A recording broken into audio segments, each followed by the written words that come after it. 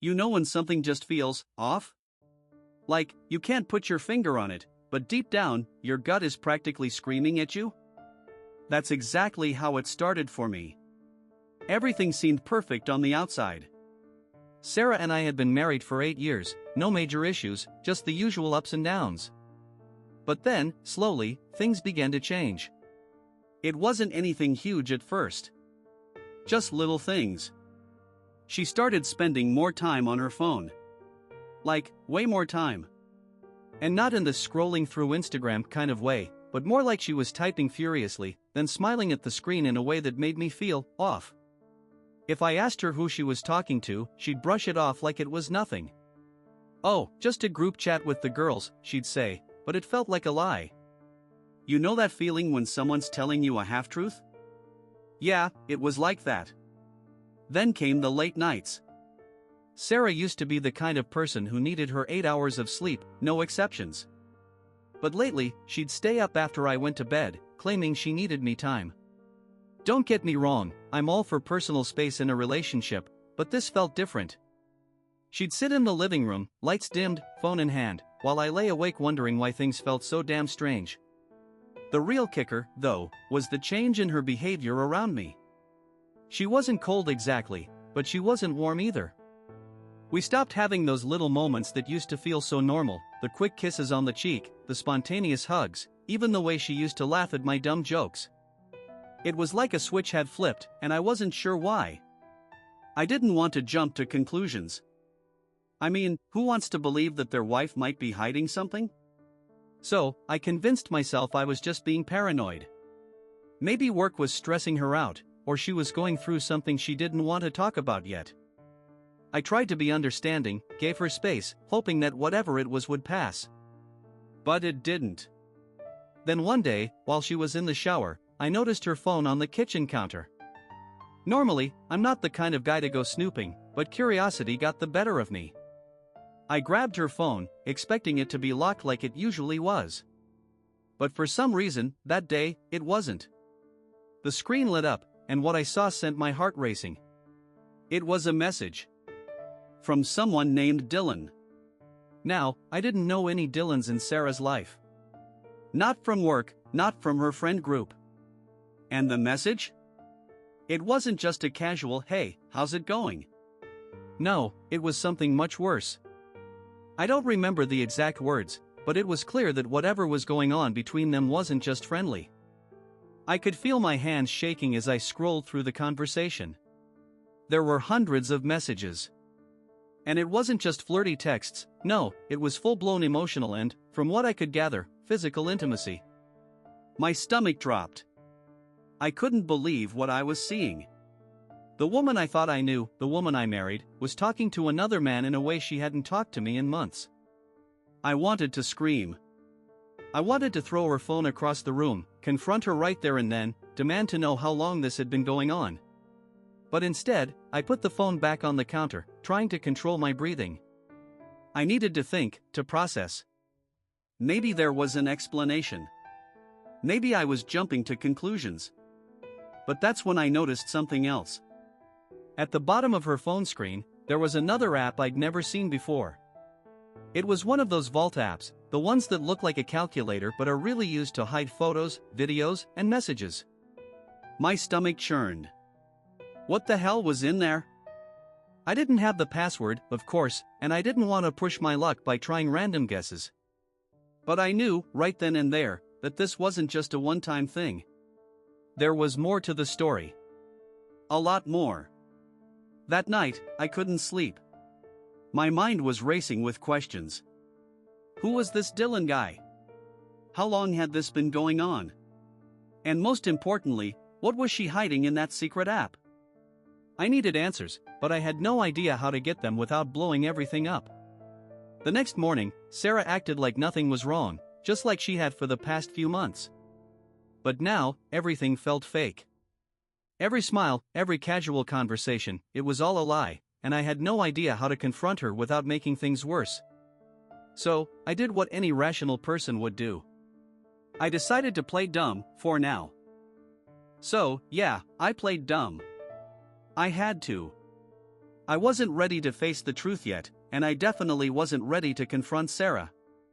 I figured that if I kept my cool, I might be able to gather more information without her catching on. But, let me tell you, it wasn't easy. Every time I looked at her, I couldn't help but think about those texts. The way she smiled when she talked to Dylan. She hadn't smiled at me like that in months. It was like I was seeing her in a completely different light. This woman who I thought I knew better than anyone was suddenly a stranger to me. But I had to be patient. I started paying more attention to her habits. When she was on her phone, I tried to sneak glances at her screen without making it obvious. I noticed she'd always tilt the screen away from me, even if I was across the room. Red flag number 1. She'd also started taking her phone into the bathroom with her. Now, I don't know about you, but when your partner suddenly starts guarding their phone like it's the crown jewels, that's a pretty big sign something's up. I was trying to act normal, but every day it got harder. Especially since I knew about that Vault app. I had to find out what was in there. I couldn't just sit back and do nothing while this thing ate away at me. So, I started researching. You ever Googled how to break into a Vault app? Yeah, I went down that rabbit hole. Turns out, there are all sorts of ways people try to hide their secrets, and Sarah had chosen one of the more sophisticated methods. Most of these apps have password recovery options, but you need access to the linked email account, and I wasn't about to hack into her email. That felt too much like crossing a line I wasn't ready for. I needed a plan. I couldn't just storm in and accuse her without any proof. And I definitely couldn't just let this go. So, I did the only thing that made sense in the moment. I waited for her to slip up. A couple of days later, it happened. We were sitting on the couch watching TV, and she got a text. I could see her face change for a split second, like she was trying to suppress a smile. She glanced over at me, and when she saw I was engrossed in the show, she pulled out her phone to reply. I waited until she was totally focused on her conversation before I casually leaned over to grab the remote, pretending to change the volume. That's when I saw it. The text wasn't from Dylan. It was from someone named L. Now, I don't know about you, but that seemed a little too sketchy. First Dylan, now some mysterious L? My mind was racing. Was she talking to multiple people? What the hell was going on? That night, after she went to bed, I made my move. I snuck downstairs, grabbed my laptop, and started digging. I knew there had to be more going on than just a few sketchy texts, and if I was going to confront her, I needed all the facts. I remembered that Sarah had logged into a few of her social media accounts on my laptop in the past, so I started there. I knew it was wrong, like, morally, ethically, probably legally wrong, but at that point, I didn't care. I had to know what was happening behind my back. Her Facebook was still logged in. Bingo! Now, Sarah didn't post much on Facebook, so I wasn't expecting to find anything too revealing there. But I clicked on her messages anyway. And that's when I found something that made my heart stop. She had been messaging Dylan on Facebook too. Their conversations went back months. And they weren't just about meeting up, they were about me. Dylan knew all about me. My name came up way more than I was comfortable with. Sarah had been venting to him about our marriage, about how I wasn't there for her emotionally, how she didn't feel connected to me anymore. I felt sick reading it. Like, what the hell? I wasn't perfect, sure, but I never thought we were at a point where she'd feel the need to trash our relationship to some random guy. The worst part? Dylan was encouraging it. He kept feeding her lines like, "You deserve better," and "I could make you so much happier." It was like reading the script for a bad romance movie, except it was real, and it was happening to me. Then, I found the messages with L. L was her best friend, Lisa. And that's when everything started to click. Lisa had been the one who introduced Sarah to Dylan. She'd been playing matchmaker behind my back, all while acting like she was just my wife's supportive friend.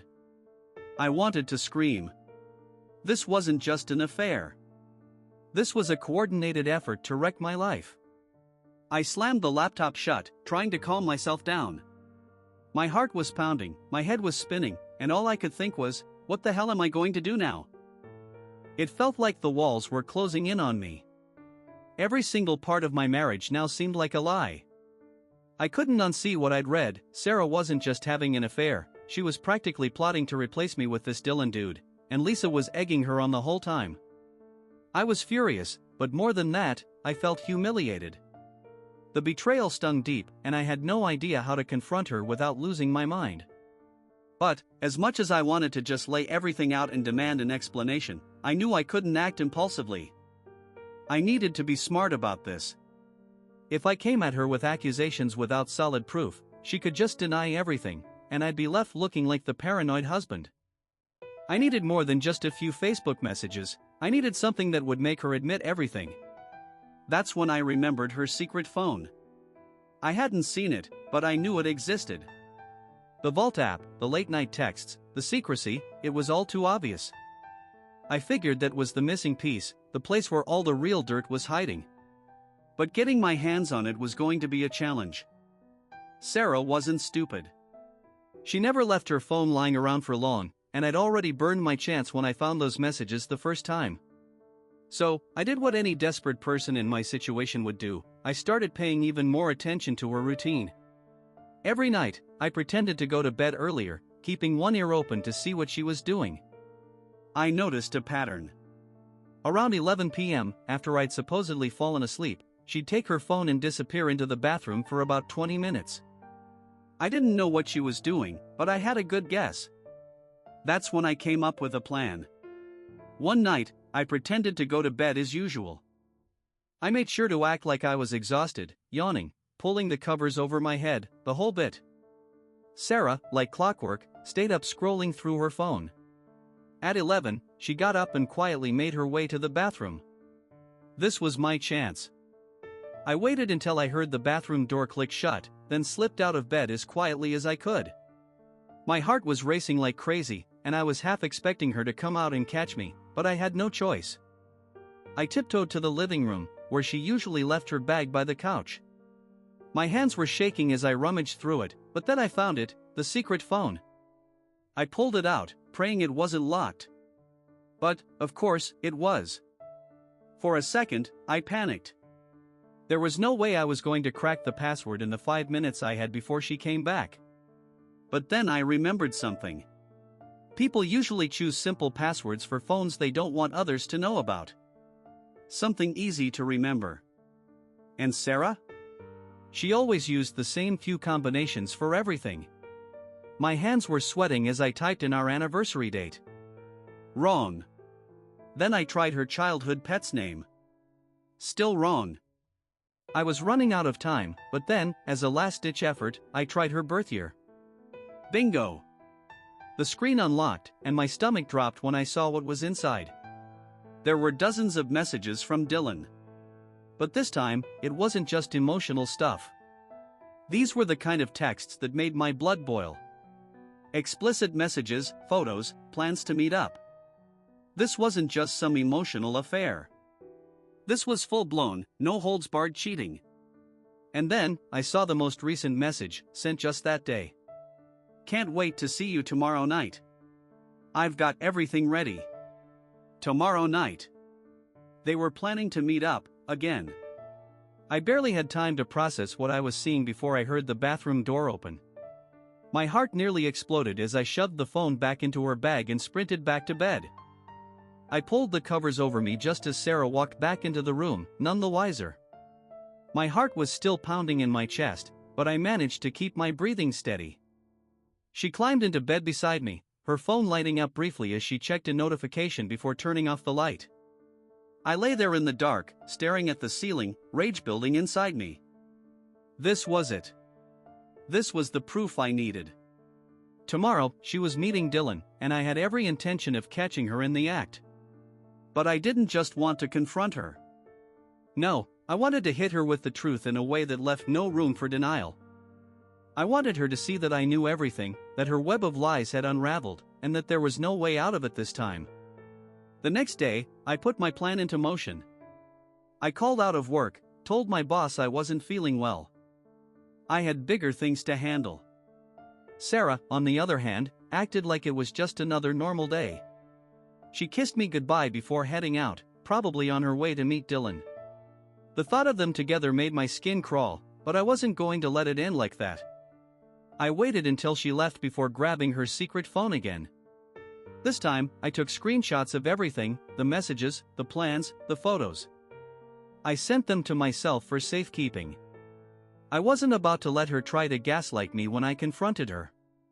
And then, just to be sure, I went a step further. I hired a private investigator. When you're about to blow up your entire life, you want to be sure you've got all your bases covered. That's where the private investigator came in. I didn't want to just rely on screenshots or texts that Sarah could claim were misunderstandings or taken out of context. I wanted undeniable, in-your-face proof. The kind that would leave her no choice but to own up to everything. I'd never hired a PI before, so I had no clue how this was going to go. I found a guy online with decent reviews and gave him a call. His name was Jake, and he sounded exactly like you'd imagine a PI would sound, gruff, no nonsense, and totally unfazed by my situation. I gave him the rundown, the secret phone, the affair with Dylan, and their planned meetup. Jake didn't ask too many questions, which I appreciated. He just told me to send him the details, and he'd take care of the rest. That day felt like the longest of my life. Every minute that ticked by felt like an hour. I knew Sarah was out there, probably getting ready for her rendezvous with Dylan, completely oblivious to the fact that I was one step ahead of her. But knowing what was happening didn't make it any easier to sit through. My mind was racing, imagining all the possible scenarios of how this was going to play out. Was I really going to catch her in the act? What was I going to do when I did? I spent the afternoon going over everything again, the texts, the plans, the messages between her and Lisa. It was a twisted rabbit hole of lies, and the deeper I went, the more disgusted I felt. How could she do this to me? To us? Our marriage hadn't been perfect, but I never thought we were at a point where she'd just throw it all away like this. Around 7 p.m., Jake texted me. He was in position, ready to follow Sarah. I sat there staring at my phone, waiting for the next message. My heart was pounding in my chest, and I felt like I was about to pass out from the anxiety. I couldn't believe this was my life now, hiring a PI to catch my wife cheating. It felt like something out of a bad movie. Then, around 8:15, I got the text I'd been waiting for. She's with him. I've got the photos. Where do you want me to send them? My hands were shaking as I typed out my email address. This was it. The moment of truth. A few minutes later, my inbox pinged with new messages. I opened the email, and there they were, photos of Sarah and Dylan, together. Laughing. Hugging. And then, the worst one, them kissing in the parking lot outside some sleazy bar. It felt like a punch to the gut. This was my wife. The woman I'd promised to love and cherish. The woman who had stood beside me through thick and thin. And now, here she was, in the arms of another man, while I sat at home like an idiot. I wanted to scream, but I couldn't. I had to stay calm. I had a plan, and now it was time to execute it. The next morning, I acted like everything was normal. Sarah came home late the night before, claiming she'd been out with the girls. I wanted to laugh at the absurdity of it. She kissed me on the cheek like she always did, told me she loved me before heading off to work, and I let her go without saying a word. But inside, I was burning with rage.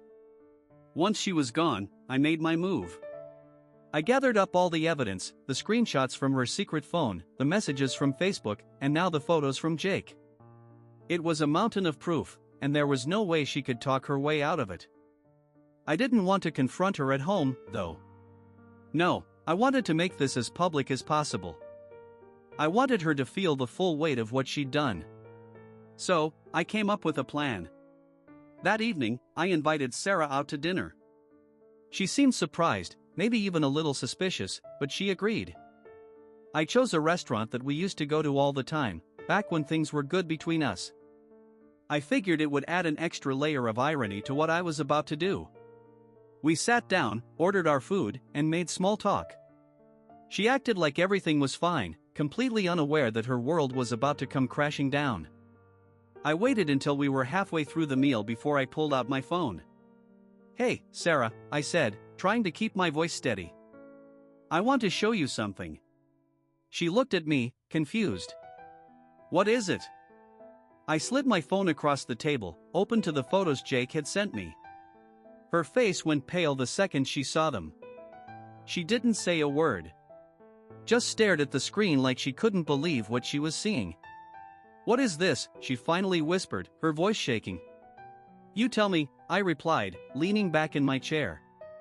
"Looks like you and Dylan had a pretty good time last night." She opened her mouth to say something, but no words came out.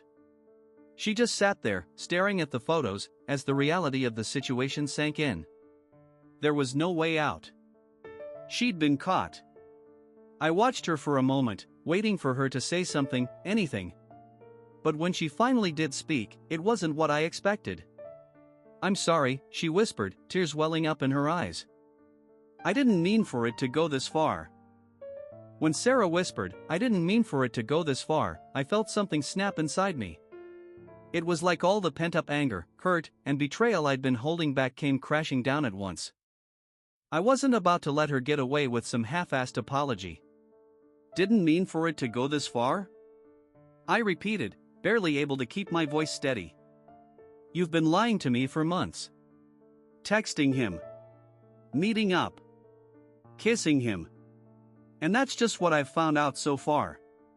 What exactly did you think was going to happen?" Her tears started flowing, but I wasn't moved.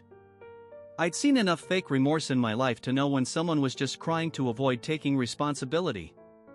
"It wasn't like that," she stammered, her hands shaking as she tried to grab my hand across the table. I don't know. I was confused. I didn't mean to hurt you." I pulled my hand away before she could touch me. "Confused? Really? That's the best you've got?" "You weren't confused when you were texting him behind my back. You weren't confused when you met him in that parking lot. You weren't confused when you kissed him." I could see her flinch with every word, but I didn't care. I wasn't about to let her play the victim. Not after everything I'd uncovered. "I thought we were broken," she finally blurted out, her voice cracking. "I didn't feel like you loved me anymore. You were always so distant, and I..." "Don't," I interrupted, my voice sharp. "Don't even try to make this about me. I wasn't the one sneaking around, hiding things, lying. I wasn't the one who decided to blow up our marriage because things got hard." For a moment, she just sat there, crying silently. It was almost pathetic. I'd never seen her like this, so vulnerable, so broken. But I couldn't feel sympathy. Not after everything I'd been through. "Is this it?" I asked, my voice low but firm. "Are you done lying to me? Is there anything else I need to know about?" She shook her head, wiping at her tears with trembling hands. "No. I swear, it's over. I'll stop seeing him. I'll delete his number, I'll..." "Stop." I leaned forward, locking eyes with her. "I don't care about your promises. I don't trust you anymore, Sarah. You've destroyed that. There's no fixing it." I could see the realization hit her. She wasn't going to talk her way out of this. There was no quick fix, no band-aid for the mess she'd created. Our relationship, the life we'd built together, was in ruins, and there was no going back. "I don't know what to do," she whispered, her voice barely audible. I don't want to lose you." "Well, you should have thought about that before you started sneaking around with Dylan," I shot back, my words harsher than I intended. But I didn't care. I wanted her to feel the weight of her choices, to understand that this wasn't just some mistake she could apologize her way out of. She was crying harder now, but I didn't care. I'd already decided what I needed to do, and no amount of tears was going to change that. "You need to move out," I said, my voice calm but final. "I'll stay at the house for now. You can pack up your things and figure out where you're going to stay." Her eyes widened in shock. "Move out? But where am I supposed to go?" "I don't know, Sarah. That's not my problem anymore. For the first time, I saw panic in her eyes. She knew she'd screwed up, but I don't think she ever imagined it would get to this point. She probably thought I'd be angry, sure, but she expected me to forgive her. Maybe she thought we'd go to therapy or some crap like that and work things out. But that wasn't happening. Not anymore. But, we can fix this, she pleaded. We can go to counseling, we can talk things through. Please, don't throw everything away. I stood up, pulling some cash out of my wallet and tossing it on the table to cover the bill. You already threw everything away, Sarah. The second you started lying to me, it was over. She just stared at me, her face a mix of shock and desperation. I didn't say another word. I turned and walked out of the restaurant, leaving her sitting there in a mess of tears, regret, and the consequences of her choices.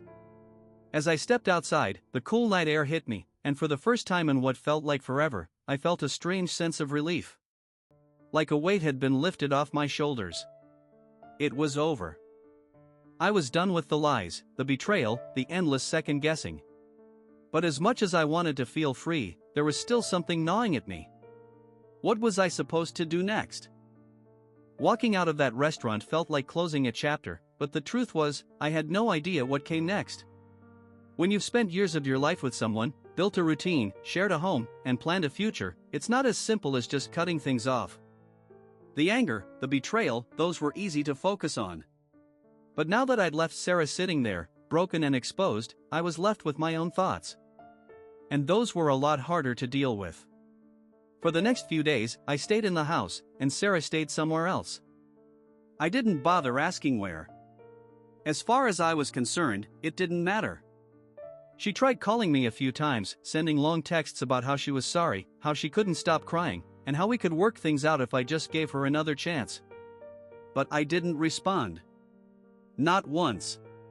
She made her choice. Now, she had to live with it. At first, it felt kind of empowering to be so detached. It was like I had control over something for the first time since all this had started. But the thing about silence is that it leaves you alone with your thoughts, and mine weren't pretty. Every night, I'd lay in bed replaying everything in my head, wondering where it had all gone wrong. Was I really that blind to the signs? Was there something I could have done to stop this from happening? But every time I went down that road, I reminded myself that none of this was my fault. I wasn't the one sneaking around, lying, and betraying the person I promised to be faithful to. Sarah made her choices, and now we were both paying the price. Still, it didn't stop me from feeling like my whole life had been shattered. The house felt empty without her, and even though I was the one who told her to leave, there was this gnawing sense of loss that I couldn't shake. I'd lost my wife, my partner, and the future I thought we were building together. And as much as I tried to keep my mind off it, the pain was always there, lingering just beneath the surface. After about a week of avoiding reality, I knew I had to do something to move forward. I couldn't just sit in the house, wallowing in my own misery while Sarah was out there, doing whatever she was doing. I wasn't going to let this break me. That's when I started thinking about the divorce. I'd avoided it up until now because I didn't want to face the finality of it. But the truth was, the marriage was over. There was no going back, no matter how many times Sarah cried or apologized. Even if I forgave her, I'd never be able to trust her again. The lies, the betrayal, it was all too much. I made an appointment with a lawyer. He was an older guy, probably in his late 50s, with a no-nonsense attitude. He'd been through enough divorce cases to know the drill, and he didn't waste any time sugarcoating things for me. You want out? We can make that happen, he said, flipping through the notes I'd given him. But just be prepared. Divorces can get messy, especially when infidelity is involved. I nodded. I just want it to be over. He gave me a knowing look. It'll take some time. But if you're sure, we can start the process now. And that's exactly what we did. I signed the paperwork, gave him everything he needed to start, and walked out of his office feeling like I'd taken the first real step towards moving on. It wasn't easy, but it was necessary. In the days that followed, I started thinking about my future, a future without Sarah. It was a weird thought. We'd been together for so long that I didn't really know who I was without her. But now I had to figure that out. I had to rediscover myself, my goals, my identity. And, honestly, that terrified me. But as scared as I was, I knew I couldn't stay stuck in the past. Sarah was out of my life, and I needed to start living again.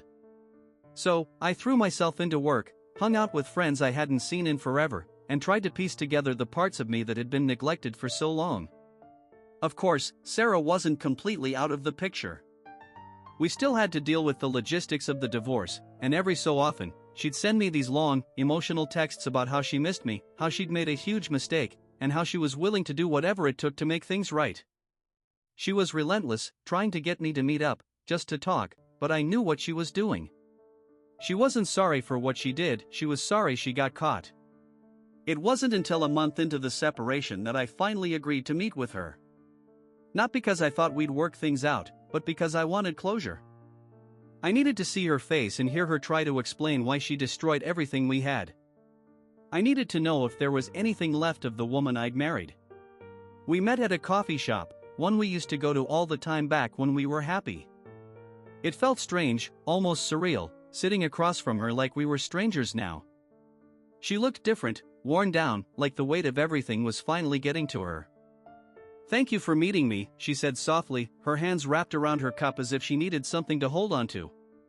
I didn't say anything. I just watched her, waiting for her to start.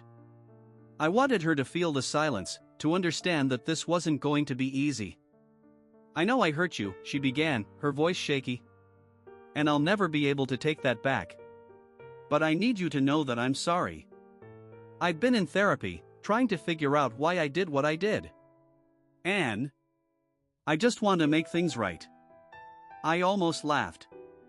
Therapy? Now? After all this? It felt like too little, too late.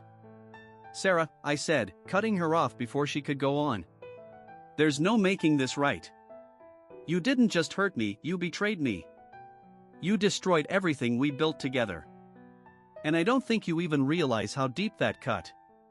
Her eyes filled with tears again, but this time, I didn't feel any sympathy. I was done being the guy who let her emotions manipulate me. "I don't want your apologies," I continued. "I want you to move on, just like I'm trying to do.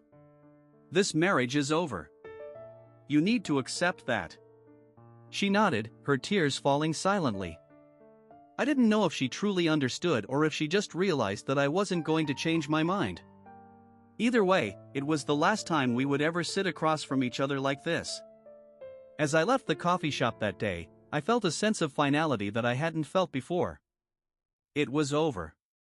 Really, truly over. And while that was terrifying in its own way, it also felt like a weight had finally been lifted. Walking out of that coffee shop should have felt like closure, but closure is never as clean as you think it'll be. I thought that would be the end of it, Sarah and I parting ways, going off to live separate lives. But life has a way of being messier than you planned for. The divorce process was dragging out longer than I expected. Between lawyers, paperwork, and splitting up our assets, it felt like there was always something pulling us back together, forcing us to communicate about things I just wanted to forget. But that wasn't the worst part. The worst part came when Sarah started reaching out to mutual friends, trying to spin her version of events. It started with a few texts from people I hadn't spoken to in a while. Old friends from college, couples we used to hang out with, people who had no clue what was really going on between us. Suddenly, I was getting messages asking, "Hey man, what's going on with you and Sarah? She said you guys are going through a rough patch. Is everything okay?" A rough patch? Yeah, I guess you could call cheating with your best friend a rough patch. At first, I tried to ignore it. I figured the people who really knew me wouldn't buy into whatever story she was selling. But then, I started hearing more. Sarah was telling people that I had emotionally checked out of the marriage, that I wasn't there for her, that she had no choice but to turn to someone else for comfort. And the worst part? Some of them believed her. I got a call from one of my closest friends, Kevin. We'd known each other since high school, and he'd always been the guy I could count on. But this time, there was something different in his tone. Hey, I just talked to Sarah, he started, and I could already tell this wasn't going to be good. She's really hurting, man. She said she tried to talk to you about how distant you've been, but you just shut her out. Is that true? I couldn't believe what I was hearing. Distant? I shot back, anger rising in my chest. Kevin, she's the one who cheated. She had a whole secret phone, man. She was texting Dylan behind my back for months. How is that my fault? There was a pause on the other end, like he didn't quite know how to respond. I don't know, man, he finally said. I'm just saying, maybe things weren't as clear-cut as they seem. Relationships are complicated, right? I couldn't believe it. Even Kevin was buying into her narrative. Complicated? She was cheating on me, Kevin. How is that complicated? I get it, I do, he said, sounding like he was trying to smooth things over. But maybe you weren't paying attention to her needs. People don't just cheat out of nowhere. There's usually a reason. That was it. I couldn't listen to any more of this crap. Look, man, I said, trying to keep my voice steady. I appreciate the concern, but if you're just going to parrot whatever Sarah's feeding you, we don't need to talk about this anymore. You weren't there. You don't know what really happened. I hung up before he could say anything else. I couldn't deal with it. The idea that anyone would try to justify Sarah's actions, especially someone I considered a friend, was infuriating. It felt like the betrayal was spreading, like Sarah's lies were infecting the people I thought would have my back. And it didn't stop with Kevin.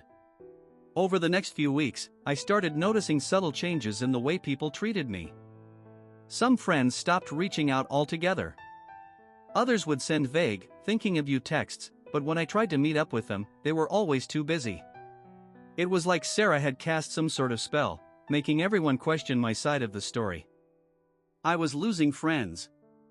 Not because of anything I did, but because of the version of events Sarah was spinning. It felt like she was still controlling the narrative, even after we'd separated. I talked to my lawyer about it, but there wasn't much he could do. Legally, we were moving forward with the divorce, but socially, I was being isolated. He warned me that it might get worse, that Sarah could try to use the court process to her advantage. She might claim emotional distress, try to get a bigger settlement, or even go after alimony if she played the victim card well enough. At that point, I was just over it. I didn't care about the money or the house or any of that. I just wanted to be done with her. I wanted my life back, the life I had before everything fell apart. But, of course, it wasn't that simple. One day, I got a text from Lisa. Yeah, that Lisa. The same one who'd been Sarah's go-to confidant while she was sneaking around with Dylan. I hadn't spoken to her since everything went down, and honestly, I hadn't planned to. But her message caught me off guard. Can we talk? There's something you should know. I stared at the message for a long time, wondering what the hell she could possibly want to tell me. Part of me wanted to ignore her, but curiosity got the better of me. Maybe she had some inside information that would help with the divorce, or maybe she was ready to spill the truth about Sarah's affair. I agreed to meet her at a bar downtown. It was a public place, and I figured if things got weird, I could leave without too much drama. When I got there, Lisa was already sitting at a table, nervously fidgeting with her drink. She looked anxious, like she was about to confess something big. Thanks for meeting me, she said when I sat down. Yeah, sure, I replied, not bothering with small talk. What's going on? She took a deep breath and looked down at her hands. I've been feeling guilty about everything that happened, she started. I know I should have told you the truth sooner, but Sarah's my best friend, and I didn't want to get involved. I raised an eyebrow. So why are you here now? Lisa glanced around the bar, like she was checking to see if anyone was listening. Because things are worse than you think, she said in a low voice. Sarah, she didn't just cheat on you with Dylan. My heart sank. What are you talking about? Lisa bit her lip, hesitating. There were others, she finally admitted. Dylan wasn't the only one. Sarah's been seeing other guys for a while now. I didn't know about it at first, but once I found out, I didn't know how to tell you. I felt like the floor had dropped out from under me. Others? Plural? For a moment, I couldn't speak. I was so stunned that my mind couldn't even process the words. This whole time, I'd been focused on Dylan, thinking he was the one guy who'd ruined my marriage. But now, I was finding out that Sarah had been with more than just him? How many? I finally asked, my voice barely audible. I don't know exactly, Lisa said, looking down at her drink again. But it's more than Dylan. She's been unfaithful for a while. I sat there in stunned silence, staring at Lisa like she'd just told me the world was ending. Multiple affairs? Not just Dylan, but others? It was like the ground had been ripped out from under me all over again. Just when I thought I knew the full extent of Sarah's betrayal, it turned out I'd only scratched the surface. How long? I managed to ask, my voice hoarse. Lisa hesitated. I don't know exactly. A couple of years, maybe? Years? This had been going on for years? I felt a wave of nausea roll over me. The idea that Sarah had been lying to me for so long, sneaking around with not just one guy but several, made my skin crawl. I couldn't believe how blind I'd been, how completely fooled I was. And the worst part? She had been playing the victim this entire time, telling everyone how I was distant and emotionally unavailable, while she was out there sleeping with other men. I leaned back in my chair, trying to take it all in. The bar around us seemed to blur, like the world outside had stopped existing for a moment. All I could focus on was this new reality, that my marriage had been a lie for far longer than I'd ever imagined. Lisa looked uncomfortable, like she regretted telling me the truth. Maybe she thought it would give me closure, or maybe she was hoping I'd blame her less for keeping Sarah's secrets. But all it did was fill me with a deep, burning rage. Not at Lisa, she wasn't the one who destroyed my life. No, all my anger was directed at Sarah. I couldn't sit there anymore. I pushed my chair back and stood up, the sudden movement making Lisa jump. Thanks for telling me, I muttered, not really meaning it. I just needed to get out of there. I walked out of the bar without looking back, my mind racing. Everything felt wrong. Everything felt tainted. How could Sarah do this to me, to us? How could she lie to my face for years, while carrying on with other men like I meant nothing to her? By the time I got home, the anger had fully taken over. I didn't even stop to think. I grabbed my phone and texted Sarah, telling her to meet me at the house. No excuses. No delays. We were going to have this conversation face to face, and she was going to answer for everything she'd done. I didn't care about staying calm, or being rational, or taking the high road anymore. I wanted her to see the rage she had caused. I wanted her to feel every ounce of pain she had put me through. When Sarah arrived, she looked hesitant, like she already knew something was wrong. Maybe Lisa had warned her. I didn't care. The moment she stepped inside the house, I let her have it. How long have you been lying to me? I demanded, my voice shaking with anger. How many men have you been with, Sarah? And don't even try to lie to me, I know about the others. Her eyes widened, and for the first time, I saw real fear in her face. I don't know what you're talking about, she stammered, trying to play dumb. Don't! I shouted, cutting her off. Lisa told me everything. You've been cheating on me for years. Years, Sarah.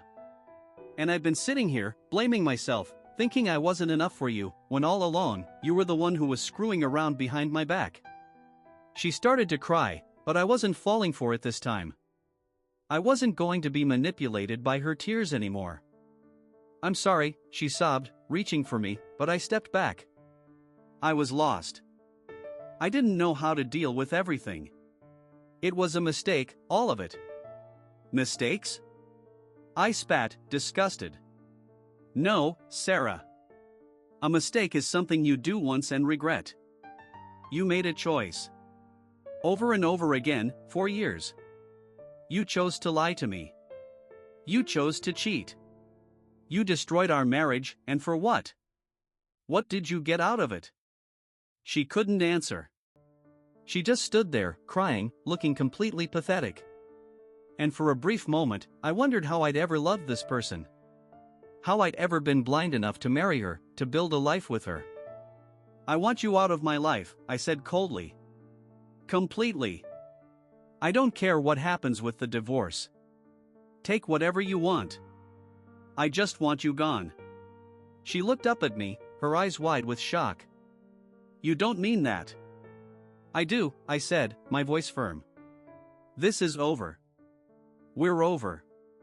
You've been lying to me for years, Sarah. There's no coming back from that. For a moment, she just stood there, staring at me like she couldn't believe what was happening. But then, finally, she nodded. Maybe she realized there was nothing left to say, no more excuses to make. She turned and left without another word, and as the door closed behind her, I felt a strange sense of relief. It was done. In the days that followed, I focused on moving forward. I didn't care about the divorce settlement or who got what. I let my lawyer handle all of it. I just wanted to rebuild my life, piece by piece. I started spending more time with friends who actually had my back, people who saw through Sarah's lies and supported me through the worst of it. It wasn't easy. The pain didn't just disappear. There were nights when I'd lay awake, wondering how things had gone so wrong. But with each passing day, it got a little better. I got stronger. I started to rediscover who I was outside of my marriage, outside of the lies. I didn't talk to Sarah again after that final conversation. She moved on with her life, and I moved on with mine. There was no closure, no neat ending. Just the realization that sometimes, people will hurt you in ways you never expected, and the only thing you can do is pick yourself up and keep going. And that's exactly what I did.